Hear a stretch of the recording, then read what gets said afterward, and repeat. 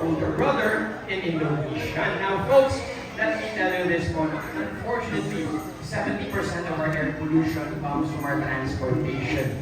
So our cars, our motorcycles, our buses all contribute to global warming. Pero, as we've shown in alternate ways to work or to commute to school, as our carbon footprint, yung West Air Granted today, bicycle. And let's see how Jumbo uses this.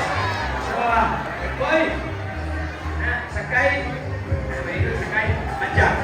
And ladies and gentlemen, once again, natin isayaw natin that work. To the back, allowing them to grab items, madjak, good boy, para lang good boy, Jumbo, now to the kids out there. Or maybe some of the adults who still know how to ride a bicycle. Nothing to worry about them because you also have a scooter. And let's see how Jumbo uses this. So, boy, nasakay, adjak, okay, no, let's get stable. And para lang good boy, Jumbo, now, ladies and gentlemen.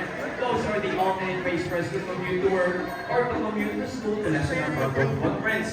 And I have noticed that Jumbo is happy this morning too, folks. You can tell by checking out the crown or crest on his head, which will raise or lower depending on his mood. Now, folks, let's give Jumbo to G-Mark. The round of applause that they deserve for. There we go. Thank you so much, Jumbo and Shemple. Kuya G-Mark.